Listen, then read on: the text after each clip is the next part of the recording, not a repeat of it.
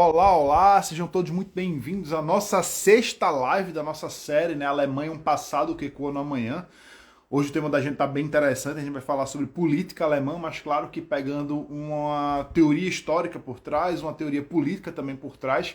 E meu convidado de hoje é uma pessoa especialíssima, um grande conhecedor de política alemã, cientista político que viveu aqui na Alemanha por bastante tempo. Eu conheci ele aqui na Alemanha. E se formou aqui também, né? Então, com certeza, a gente vai ter aí uma oportunidade de aprender bastante sobre o que, é que a política alemã nos aguarda. A gente vai puxar um pouquinho para a história, claro, como eu sempre faço aqui, só dar uma ajeitadinha aqui na câmera. Bom, por enquanto o Instagram está avisando as pessoas aqui que a gente está entrando em live, tá bom? Então, se vocês pudessem me dizer aí duas coisas, se vocês estão me vendo bem, ouvindo bem, maravilha, nosso convidado já chegou. Vou aceitar daqui a pouco, Diogo, um minutinho só. Vocês podem me dizer se bem, vendo bem, maravilha. Aqui deu um probleminha aqui aparentemente. Vocês podem me escrever também de onde que vocês estão falando. Também seria bem interessante ver onde é que a gente está chegando aí, onde nossa mensagem está chegando. Olá, Marcos, Carla, meu pai também está aí. Arthur, Xelena Carvalho. Olá, olá, sejam todos muito bem-vindos. Maravilha, é um prazer estar aqui com vocês. Nossa penúltima live da série Alemanha, o passado que ecoa no amanhã. Isadora, Glória, excelente, muito, muito bom. Tá bom, então acho que o Instagram já avisou algumas pessoas. Vamos torcer para que mais pessoas apareçam. Se possível, inclusive, tá? Eu vou fazer aquele anúncio nos Reels, para colocar no Reels, etc. Se possível, aí, São Paulo, João Pessoa, maravilha. Se possível, enviem com um textozinho assim para seus conhecidos, para quem se interessa por história, quem se interessa por política alemã, quem gosta de conhecimento, manda uma mensagenzinha. Aracaju, manda uma mensagenzinha nos directs para algumas, duas, três pessoas, né, para que elas entrem na live, para que elas conheçam, né, seria muito legal também. Beleza? Tá bom, então acho que eu vou chamar Diogo aqui, se eu encontrar aqui a solicitação. Rio de Janeiro.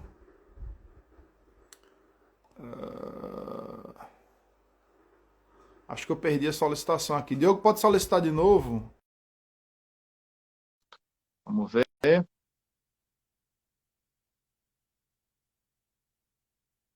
Tem gente assistindo agora o vídeo sobre o Muro de Berlim. Assiste depois, assista a live agora. Pausa aí no YouTube. Bom, eu chamei aqui nosso convidado, vamos ver. João Pessoa. João Pessoa é terra do meu pai, minha família é quase toda de João Pessoa. Diogo aqui aparece que eu já lhe convidei.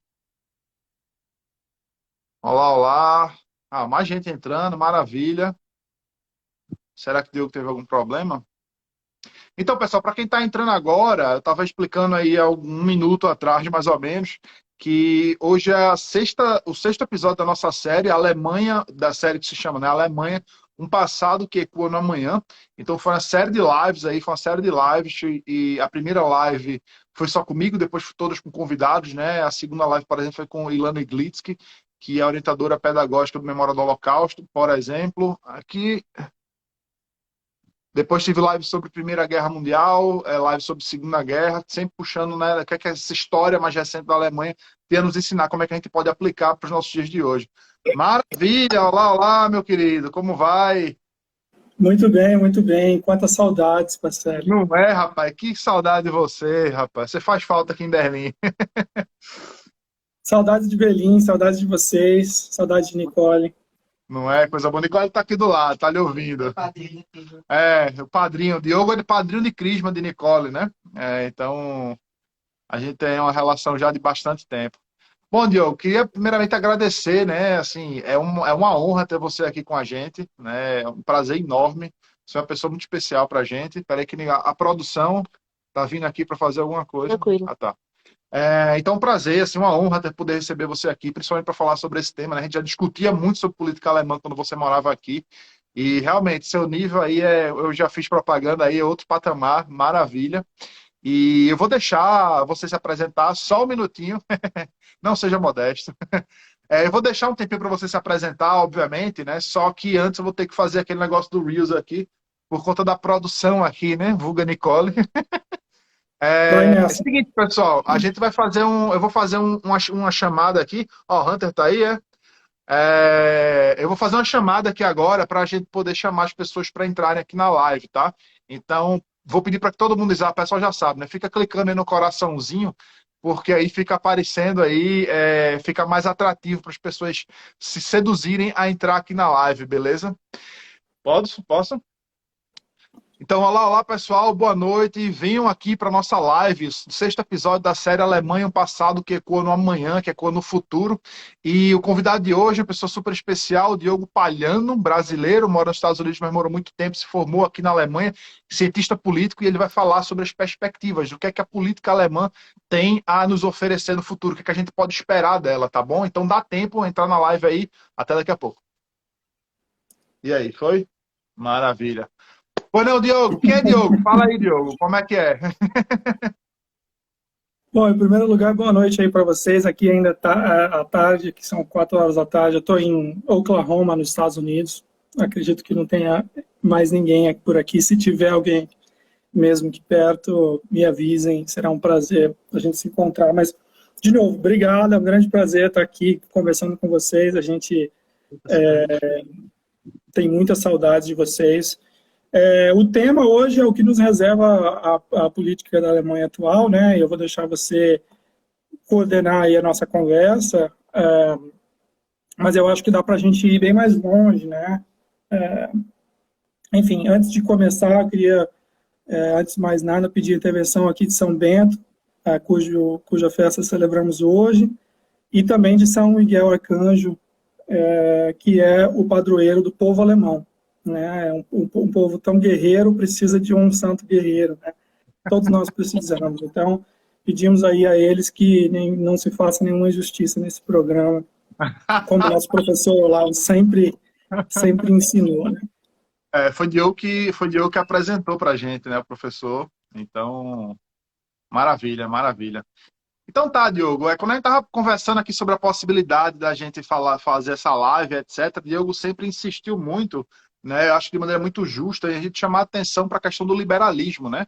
Porque assim, faz um tempo atrás, eu fiz uma live com o Melk, não a live de ontem, né, mas eu fiz uma live com o Melk em outro evento, de outro curso, né, que eu ofereci para o pessoal sobre aquela velha discussão se o nazismo é de esquerda ou direita, que nunca mais eu vou fazer esse negócio, porque o Instagram só faltou me derrubar e acabar com minha página, né? Foi essa palhaçada. Mas essa live com o Mel, que está disponível no YouTube, diga-se de passagem, né, foi muito boa, porque a gente fez a ligação do romantismo alemão, e quando a gente fala romantismo, coisas lindas, livros legais, amor e etc., é uma coisa completamente diferente do que normalmente as pessoas pensam, né? E muita gente mandou um feedback dizendo que gostou muito, que aprendeu muito com a live, fazendo a ligação do romantismo, da questão das ideias do romantismo, com o nacionalsocialismo, com o regime do bigodinho, como eu falo aqui. Né? Então, tratar do liberalismo também, a gente pensa liberalismo, não, liberdade para todo mundo, coisa linda e maravilhosa. Né? Só que não é bem isso. Então, eu queria começar pedindo a Diogo para falar um pouquinho também sobre isso. Mas antes, tem uma surpresa aqui para Diogo, ó. Lembra? Que maravilha! Pronto, esse livro aqui eu já indiquei em alguns momentos aqui no Instagram, que é o livro de um conservador holandês, Andreas Kinnegen, se chama Geografia do Bem e do Mal, The Geography of Good and Evil. Eu acho, tenho quase certeza que ainda não está traduzido para o português, mas deveria, porque é muito bom, né? Não e está. Aí, Espero que alguém aí traduza, mas é acessível no Brasil. Para quem lê inglês, você pode comprar aí nos sites, nas livrarias online. Tem. E é um inglês muito tranquilo. É um inglês muito tranquilo, porque é uma coleção de ensaios, né? Que ele escreveu nos anos 90. Então, bem tranquilo. Maravilha. Então, como é que é essa história aí do liberalismo? Excelente livro. O que eu havia sugerido, que eu sugiro para todo mundo aqui, principalmente para quem participou das lives nos últimos dias, é pensar todas essas questões, porque as questões que você colocou foram diferentes momentos da história alemã, né? A Primeira Guerra Mundial, a Segunda Guerra Mundial, a República de Weimar, que a gente vai falar um pouco mais hoje, e também a política atual, a partir dessa ótica de como a cultura, a cultura realmente, como os valores da sociedade acabam possibilitando movimentos políticos concretos, no sentido que você conversou ontem com o Melk, mas principalmente naquela live sobre a literatura romântica alemã como precursora e condição fundamental para a concretização do nazismo, nacionalsocialismo, né? Eu não vou ficar falando muito essa palavra, que eu sei que o Instagram não gosta, né? Os nossos Fala o bigodinho. lords, os nossos lords aqui, liberais, donos, né, o Zuckerberg e os outros, nós vivemos um liberalismo com bastante censura, né, infelizmente. É um liberalismo autoritário, né? Bastante autoritário, mas, enfim, então, para fazer isso, para fazer esse tipo de análise, eu queria trazer as ideias de um filósofo alemão, né, que chama Erich Voegelin. Na verdade, o nome dele é Erich, originalmente, mas ele teve que sair da Alemanha por causa do nacionalsocialismo. Desculpa, falei de novo. Sem problema, relaxa. Veio aqui para os Estados Unidos, um estado próximo de onde eu moro, o estado de Louisiana, e continua ensinando aqui, né, nos Estados Unidos, ciências políticas, que é o que eu estudei, né, filosofia. O cara era um gênio. E aí ele voltou por um tempo também para Munique, para tentar ensinar lá o povo alemão, mas não deu muito certo. Ele não gostou e acabou voltando para os Estados Unidos e morrendo aqui. Então, o nome dele é Erich Voegelin, né? Sim. E o que o Voegelin ensina... O nome, Erich Voegelin. Só um detalhe aí, Lucas está assistindo a gente, Diogo, e ele colocou o nome do livro Geography of Good and Evil, ele disse que está na Amazon do Brasil disponível, então quem quiser comprar, aparentemente está acessível no Brasil, de fato. Excelente obra, introdutória aí. E como eu estava falando, o Voegelin, então, ele ensina que o Estado ele é o resultado da articulação de diversos grupos na sociedade a partir da ideia que eles têm de realização de uma ordem transcendental. Então, o que é isso? Eu sei que é uma frase meio longa, mas basicamente é que o Estado, o governo que a gente tem, ele é resultado da ordem, da ideia transcendental que nós temos, né? Do que é a justiça, do que é a ordem. E isso não é uma questão só abstrata, se você for pensar. Aliás, o Erich Voegelin escreve isso no livro dele que chama Nova Ciência da Política, que tem a pretensão de ensinar as pessoas, né, nós todos, como fazer análise política na sociedade. Então, se você for pensar, por exemplo, a Alemanha, né, durante a década de 30, a década de 40, no regime do bigodinho, esse sistema ideológico que se tinha, essa abertura, que, aliás, não era transcendental, era imanente, né, mas era a ideia da raça. Sim. Em Israel, hoje em dia, tem-se, então, a ideia do sionismo, né, a religião e a união do povo judaico, os judeus todos lá, a proteção e a autoproteção deles. Então, essas são ideias fundamentais que estabelecem sociedades, né? Os Estados Unidos aqui tem um mito, a ideia da fundação, do fato dos Estados Unidos ser um país extraordinário, porque é o único país, supostamente, que seria fundado em ideias, diferentemente de outros países, né? E isso não é mais ou menos, não é totalmente verdade, né? As ideias americanas são ideias liberais, a ideia e pluribus unum, a ideia de liberty, a ideia de in God we trust, aquelas coisas que a gente vê, né, nos filmes americanos, na moeda americana, na Constituição americana, na Declaração da Independência. Na França, a gente tinha os ideais revolucionários de igualdade, liberdade, fraternidade. Na União Soviética, obviamente, as ideias do comunismo, do partido, etc. Então, o que o Erich Voegelin explica, de maneira, obviamente, muito mais complexa e profunda, como que essas ideias, essas ideias do que é ordem, vão se transformar, vão estruturar o Estado em cada país, em cada nação, em cada época, né?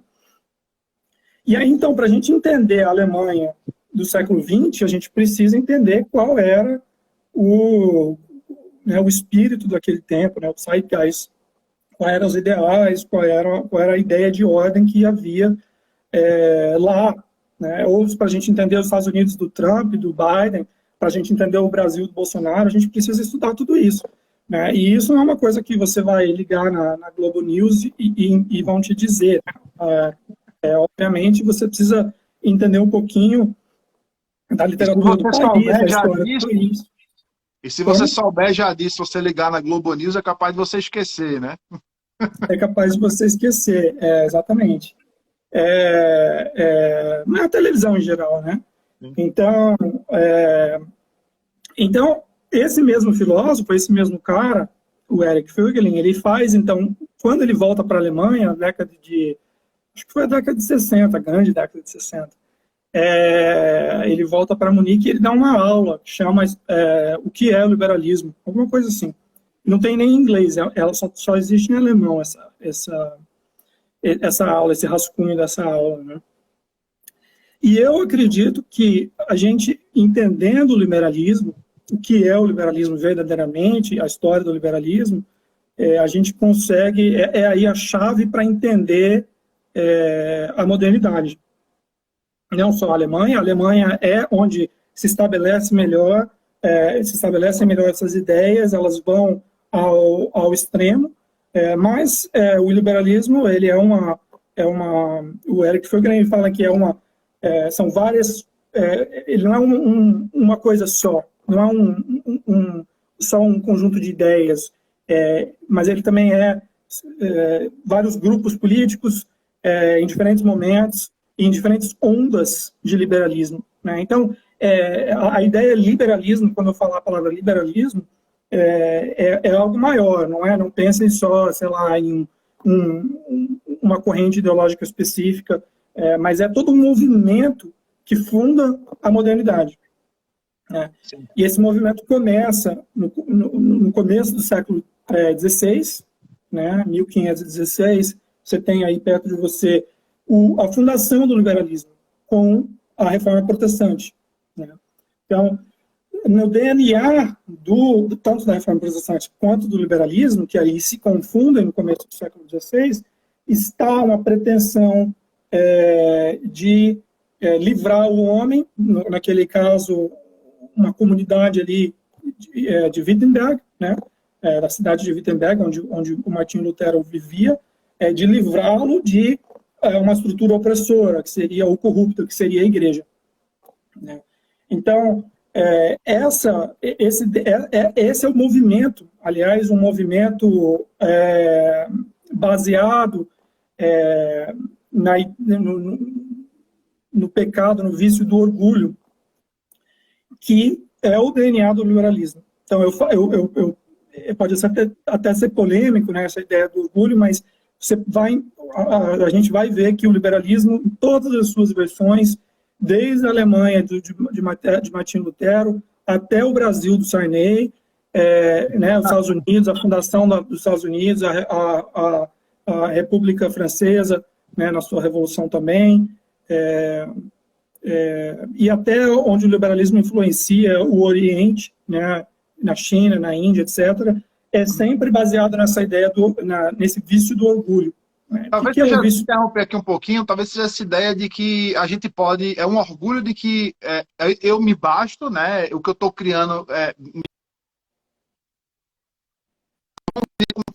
posso romper com a tradição, posso romper com a igreja, com a família, com esse tipo de coisa. Está correto? É exatamente isso, pelo que eu entendi, porque a verdade é que você cortou um pouco, eu não sei se eu estou cortando também para você, ou só você para mim, mas vou usar a oportunidade aqui para tomar um gole da minha coca.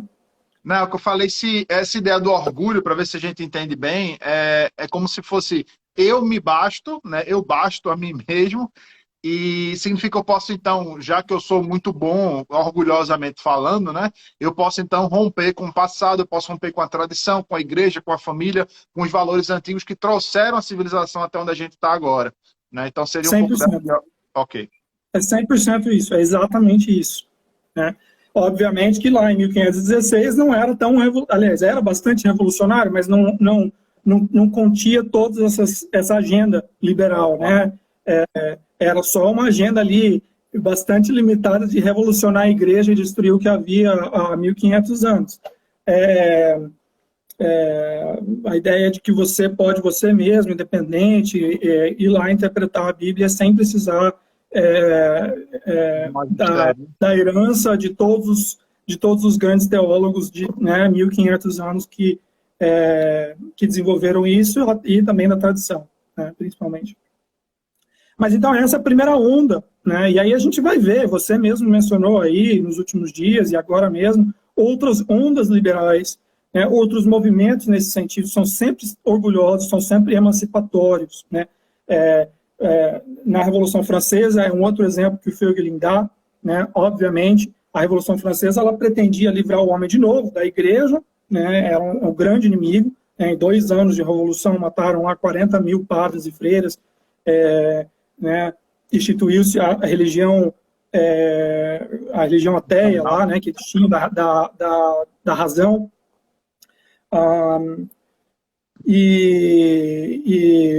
mas sempre com essa pretensão de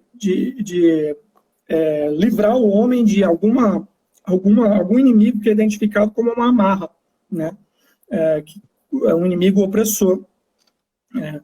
E com isso vai se perdendo muito da tradição, da cultura, né, das ideias tradicionais do que é um Estado, mas principalmente das ideias mais profundas, do o que é a ordem, né, o que é justiça, etc. Né, não é à toa que eu sei que, né, no Brasil tem mais faculdade de direito do que no resto do mundo, todos os outros países juntos. Né, não sei se você sabe disso. Eu já ouvi falar disso aí. Então, eu imagino que das pessoas que estão aqui, muitas sejam advogados. No Brasil há uma ênfase, né, no estudo do direito, até onde eu sei, principalmente no começo, de estudar filosofia do direito. Né, então estuda-se todas as teorias de ordem modernas, né, Rawls, aquelas coisas todas do século XX, o próprio Kelsen, né, que foi professor de Fögelin, né? Que exatamente isso que eu ia falar. O Kelsen, ele foi o Fögelin, ele era assistente do Kelsen, né? E aliás o Kelsen era judeu, né? E a reputação do Fögelin ficou manchada na Alemanha de 33, a partir de 33, justamente por ter trabalhado para o Kelsen, apesar de que o Fögelin tinha uma visão completamente contrária à do Kelsen, né? Mas, voltando ao que a gente estava falando, há várias ondas de liberalismo, né, todas essas ondas de emancipação que trazem a gente para onde a gente vive hoje. Né? Então, se você for pensar tudo que a gente falou, vocês falaram aí nos últimos dias, é exatamente isso. Você estava analisando as origens da Primeira Guerra, as origens da Segunda Guerra, e se você for ver, são sempre movimentos nesse sentido, sejam movimentos artísticos, movimentos, né, culturais e políticos também. Né? Então, depois que você tem a Revolução Francesa no final do século XVIII, né, 1789, aqui nos Estados Unidos você tem a Revolução Americana, né? A Revolução Americana faz a mesma coisa. Né? Ela quer extirpar um opressor, que é o rei, acabar com a monarquia. Né? Ela é revolucionária no seu espírito, é liberal. Né? Os Estados Unidos são um país baseado no liberalismo, né? Um liberalismo mais ou menos, né? Obviamente todo mundo era cristão aqui, com exceção da elite, né? A elite americana, os pais fundadores, né? Os founding fathers, eram teístas, né? Então, muito liberais, já muito avançados já nessas consequências do liberalismo, que é justamente de jogar fora a tradição. E agora, voltando para a Alemanha, né? O que se vê na Alemanha? Você vê as consequências diretas que você mesmo falou da Revolução Francesa, né? Com Napoleão invadindo a Alemanha em 1803, 1804, né? E aí, a partir desse momento, quer dizer, para eles, o começo do século XIX é isso, né? Assim começa o século XIX para eles. São duas coisas, a invasão, né? É um grande trauma já ali, mas a importação, de certo modo, de valores liberais, de ideias liberais, que vão ter fruto, então vão gerir o nacionalismo alemão. Porque, como você mesmo apontou em outras conversas, né, se havia ali 400 cidades na Alemanha, reinozinhos e ducados e tudo independente, até 1803, em 1803 tem 50, né, sei lá, 40, é uma coisa mais ou menos essa ordem, não vou falar o número preciso, porque eu não sei.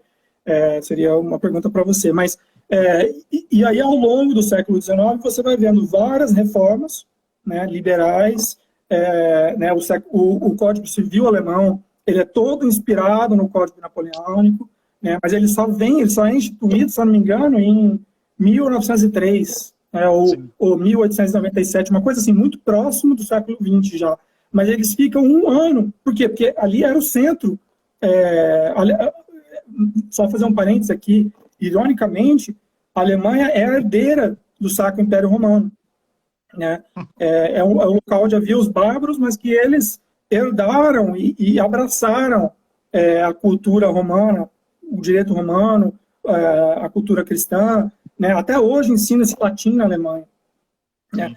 E, assim como a França, eles vêm tentando destruir isso há 250 anos, e a Alemanha teve muito sucesso nessa destruição, nessa autodestruição, mas, ao mesmo tempo, é impressionante a capacidade deles de se manterem né, através dessa cultura, dessa tradição que é muito difícil de destruir. Né? Como eu falei, ainda se ensina latim na Alemanha, né? No Brasil não. Então, há tradições ainda muito fortes que para você destruir é muito difícil. Né? E por isso que eram tão violentas as revoluções. Né? Então, o liberalismo ele continua em todas essas ondas. Né? É curioso, deixa eu fazer um parênteses aqui para puxar fazer um parênteses aqui para puxar um pouco para a história, né? Quando Napoleão invade isso daqui, principalmente quando invade a Prússia, em 1806, um pouquinho depois, né? A Prússia, que era um negócio que era totalmente, como é que se pode falar, reacionário às revoluções napoleônicas, às mudanças napoleônicas. Mesmo a Prússia, né, adota uma postura muito reformista durante esse período, né? Então tem a reforma do von Zumstein, né, desses nobres que viraram ministros aqui. O Hardenberg também tem uma rua perto do zoológico aqui, que até hoje é a rua Hardenberg, em homenagem a esse cara. Né? Então, mesmo o governo mais reacionário, e aí no sentido correto da palavra, ele já foi muito liberal. Outra coisa, nesse período aqui do período, depois do período napoleônico, né?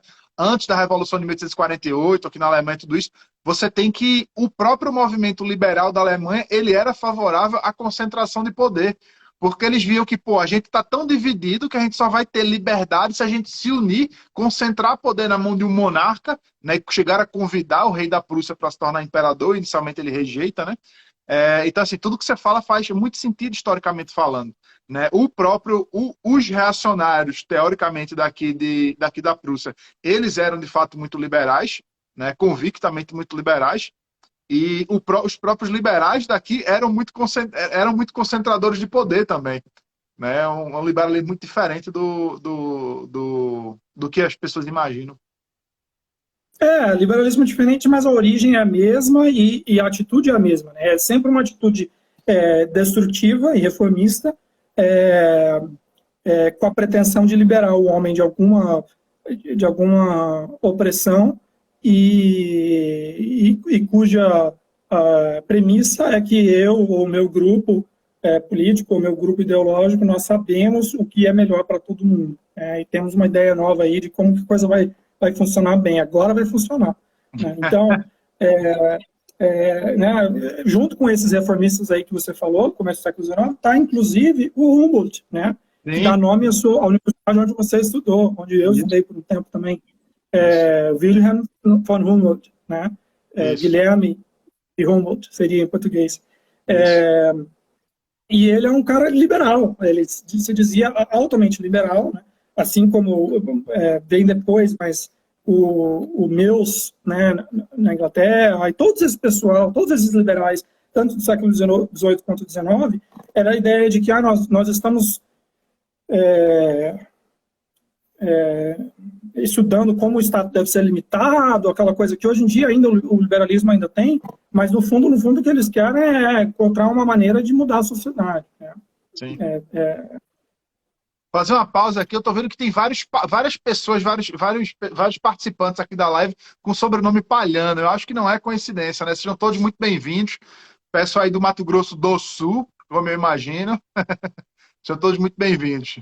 Não só do Mato Grosso do Sul, mas tios, primos queridos do Nordeste também. A minha família Tá. vem originalmente da Paraíba, de João Pessoa, né, por parte de mãe, por parte de pai, que é Gonçalves, né, e vem do sul do Brasil. Então, O Flávio Morgenstern, com o qual fiz a live há 2, 3 dias atrás, ele fala, né, que quem vai salvar o Ocidente é Campina Grande, é Paraíba, porque sai eu não muita coisa boa duvido, de lá, né? sai muita coisa boa de lá. Eles têm um trabalho muito bom, até hoje, né, sempre tiveram. Mas, enfim, então, falando dessa ideia de liberalismo como o motor, como o orgulho e né, o liberalismo como o espírito dos nossos tempos, o espírito da modernidade. Né? Agora, claro que para essas coisas acontecerem, guerra, Primeira Guerra, Segunda Guerra, há uma infinidade de fatores, né? Questões econômicas, questões geopolíticas, questões muito práticas. O que a gente está olhando só é para a raiz mesmo, o cerne, que possibilita esses movimentos ocorrerem, tanto na Alemanha, quanto nos Estados Unidos, quanto no Brasil. No Brasil não foi diferente, né? Porque nós tínhamos aí a sorte de ter uma monarquia, aliás, uma monarquia bastante liberal, bastante moderna, mas ainda assim uma monarquia tradicional. E aí há revolucionários no Brasil, golpistas, que implementam a república, de novo, como você falou, semelhante à Alemanha, uma república liberal autoritária no Brasil, né? Bastante autoritária, bastante personalista, bastante autoritária, né? E se você for ver, a história do Brasil e a história da Alemanha são muito parecidas nos últimos 150 anos. A diferença é que o Brasil, os brasileiros, eles não combatem inimigos externos, né? As mortes no Brasil, os assassinatos são todos internos, né? A violência no Brasil, infelizmente, ela é muito grande.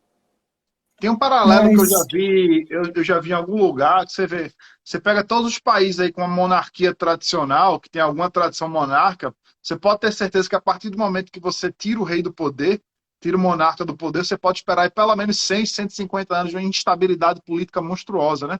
E aí você tem os exemplos perfeitos, a França, o Brasil, a Alemanha. É muito claro que um bigodinho ele não seria possível se tivesse um Hohenzollern no poder aqui, seria impossível, né? Seria impossível, seria impossível. E um Lula ou um Bolsonaro não seriam possíveis, né? Seja qual lado aí que você esteja, mas esse tipo de pessoa não seria possível se tivesse, né, um monarca no poder no Brasil, né? Aliás, um parlamento como que existe hoje no Brasil não seria possível, né? As pessoas não sabem disso, não têm essa noção, justamente pela falta de interesse pela história, né? Que se vê no Brasil.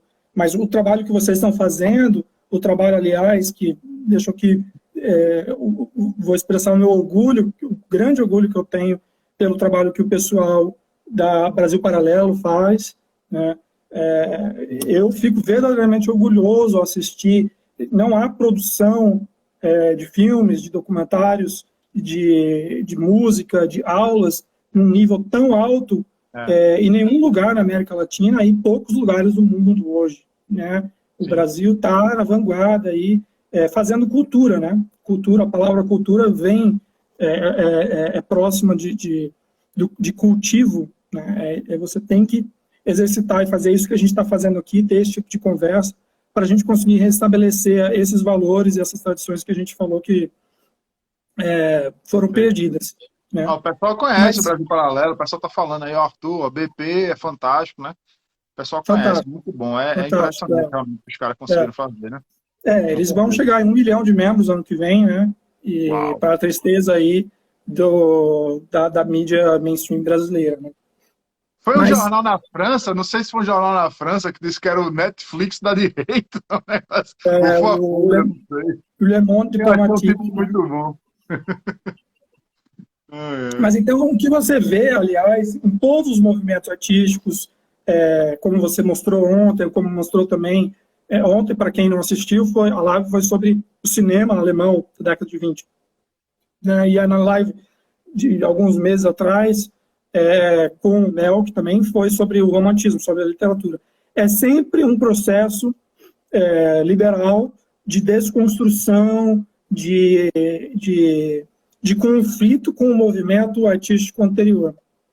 É sempre, vocês falharam, nós agora vamos ter outras ideias. A modernidade é isso. Todas as escolas literárias, todas as escolas artísticas estão sempre querendo inventar, querendo ser original, querendo destruir o anterior e reconstruir. Sempre chocar também, né? Chocar. Chega um tempo que você choca e deixa a pessoa completamente anestesiada, não tem mais. Não tem mais. É impressionante. E aí a outra questão que eu acho muito interessante é que tanto o Andreas Kinney, no livro que você mostrou aí, Geografia do Bem e do Mal, quanto o Jordan Peterson, que também a galera deve conhecer, né, um professor de psicologia e enfim, genial, canadense, eles falam de uma estrutura simbólica que é fundamental na nossa realidade humana, que é a estrutura da ordem e do caos, né? Uhum. Então você tem sempre na vida da pessoa, a todo momento, nesse momento agora, você tem aspectos de ordem e aspectos de caos, né? Quando falo de caos, não é só bagunça, né? Mas é a ideia de que é uma abertura para o novo, é uma abertura para o inovador, né? Se você for pensar, por exemplo, na menina que se arruma lá para ir num jantar com um namoradinho novo, paquera, o que ela vai fazer? Além de botar maquiagem, botar uma roupa legal, tudo isso, ela vai botar na bolsa dela uma série de ferramentas que vão ajudá-la a lidar com qualquer caos que possa vir, qualquer imprevisto que possa acontecer, seja um guarda-chuva, seja um lenço, seja um remédio, uma pastilha, sei lá o quê.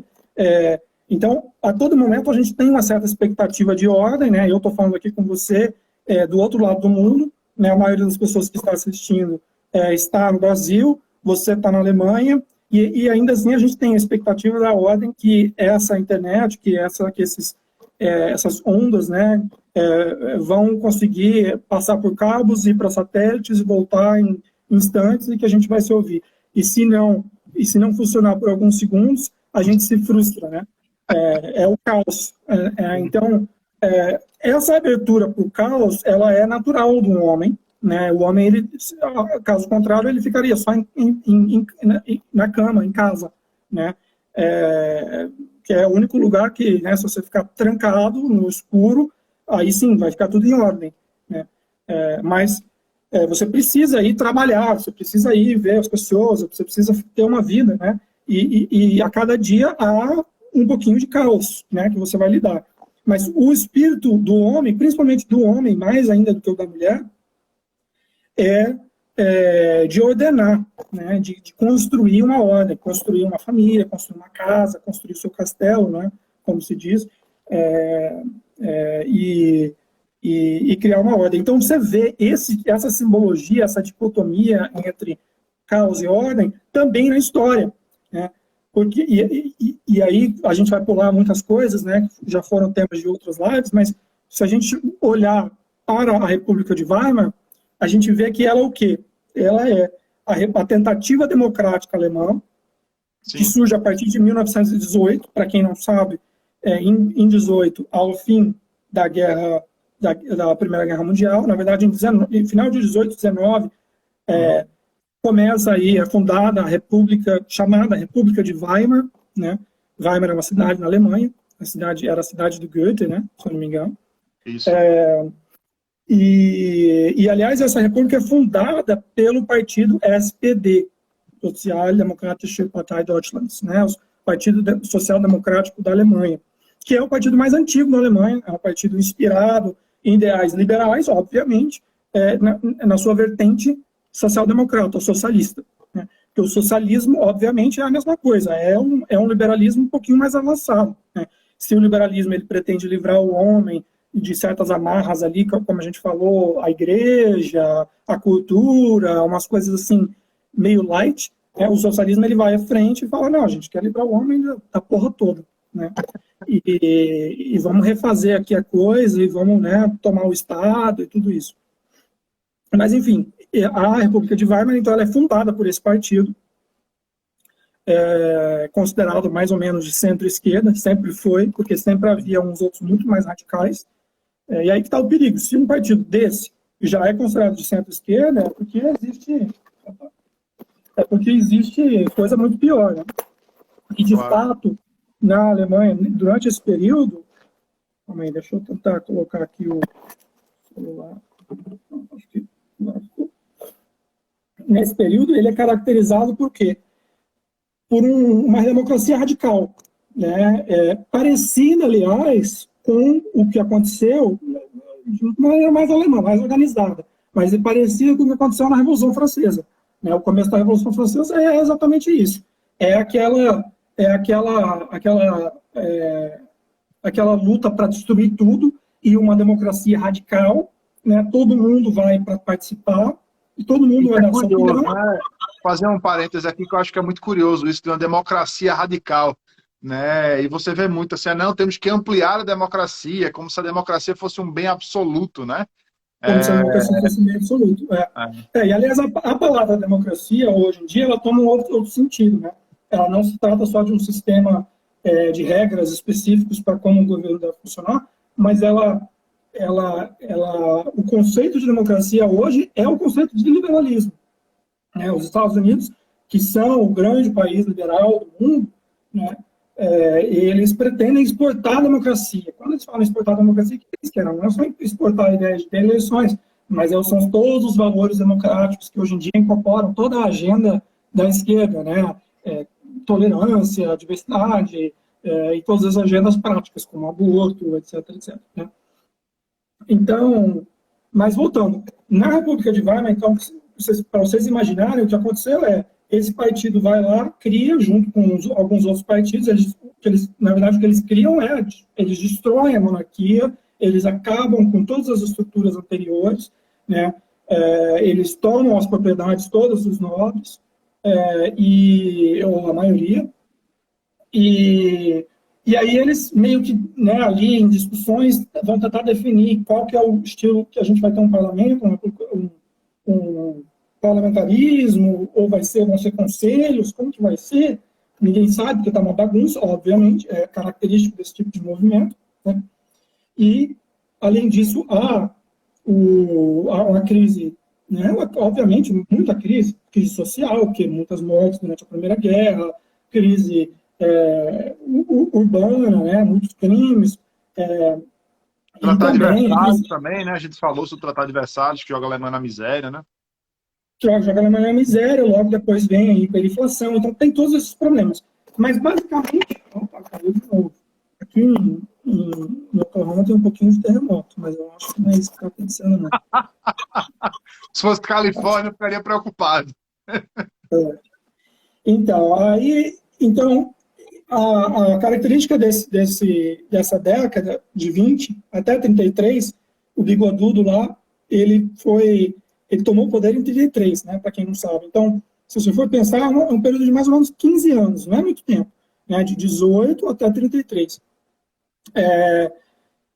A partir já do começo, 18, 19, 20, 21, o que havia você tem uma destruição total da estrutura da sociedade, inclusive da estrutura ideológica da sociedade, né, os valores, como o Eric Voegelin fala, um governo é resultado das articulações de vários grupos que têm uma visão comum do que é a ordem. Né? Só que na Alemanha de 18, na Alemanha de 1920, não havia uma maioria, não havia um grupo muito claro entendendo, compartilhando valores sobre o que é a ordem. Pelo contrário, havia vários grupos dentro da sociedade. O Hitler, ele já era bastante ativo, né? Ele foi soldado na Primeira Guerra, aliás, condecorado e tal, e pouco depois ele primeiro vira mendigo, né? Ele bêbado, vive ali nas praças, bebendo, como existe até hoje, né? Muitos bêbados na Alemanha, assim, nas praças, pessoal, os mendigos, é um fenômeno bastante alemão. E Mas aí ele já começa a se envolver com política, logo no começo no final da década de 10, no começo da década de 20. Né? E não é só ele, né? Por toda a Alemanha você tem esses grupos, né? Que resultam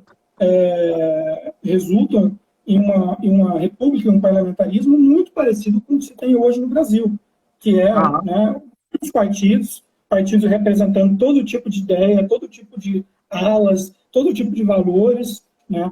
E o que acontece é o seguinte: em todo governo você tem essa estrutura que eu falei de ordem e caos, né? A ordem é representada por um ideal, uma agenda política específica, né? Por exemplo, as pessoas colocam no poder o presidente, normalmente, por exemplo, colocaram o Lula para acabar com a pobreza, vou simplificar, tá? Colocaram o Bolsonaro para resolver a questão da criminalidade, mais ou menos isso, né? Existe uma agenda política que as pessoas elegem, né? Obviamente que ela sempre é uma agenda mais complexa, mas aí ao lado do caos, que é a ideia da representatividade, né? Então, todo o parlamento alemão, o parlamento brasileiro, o Congresso brasileiro, ele tem essas duas pretensões. Ele tem a pretensão de fazer a coisa acontecer, ter uma agenda política, né, passar leis e fazer coisas que as pessoas querem que resolvam, né, seja começar uma guerra ou acabar uma guerra, resolver um problema da saúde, resolver coisas, né, e, ao mesmo tempo, tem o lado do caos, da representatividade, né? Ou seja, tem a pretensão de que todos os grupos com diferentes interesses estejam representados. Sim. O problema é que entre essas duas pretensões de ordem e caos tem que haver um balanço, assim como nas nossas vidas, né? Nós temos que ter uma rotina que funcione, nós temos que estar abertos a novidades, né? Temos que estar preparados para o caos todos os dias quando a gente acorda, né? Que vão acontecer, inevitavelmente o elevador vai quebrar, vai ter um incêndio, ou uma coisa mais simples, vai pegar uma gripe, né? Mas tem que ter um balanço, você não pode viver no caos, ou não pode viver numa ordem, como a gente falou, senão você fica só na cama, né? Na democracia, ou melhor, no governo geral, qualquer governo, há um trade-off, né? Que eu não sei como é que fala em português, mas há uma troca, né? Como? Uma troca, talvez. Uma espécie de troca, uma espécie de balança. Quanto mais representatividade você tem, mais, digamos assim, caos e menos ordem, e menos uma agenda política clara. Quanto mais você tem uma agenda política clara, como tinha o Bigodinho, né, uma agenda política muito clara, né, por outro lado, você tem muita ordem, você tem pouca representatividade, né, você representa uma parcela da população. Então, a República de Weimar, ela representa justamente o caos, né, o caos que, de novo, se vê hoje no Brasil, no Congresso Brasileiro, é um caos, né? E a gente pode falar sobre por que isso acontece no Brasil. Há diversos fatores, como há em todo lugar, mas um fator preeminente, a raiz de tudo isso, está no fato de que a população, em geral, a nação, perde a ideia do que é ordem, né? Cada parte da população tem uma ideia diferente, né? Você tem aí convivendo povos que são chamados multiculturais, né? Imigrantes, pessoas que vivem, são ultra-tradicionais católicos, e do lado você tem o bandista, e do outro lado você tem esse é o sonho liberal. O sonho liberal, um dos sonhos liberais modernos é essa ideia de que cada um pode viver a sua ideia de felicidade, a sua ideia do que é certo, e a gente vai conseguir tolerar e viver em diversidade total, né? O problema disso é que aí cada um vai querer impor a sua visão do que é a ordem, né, que é diferente, né, de um para o outro.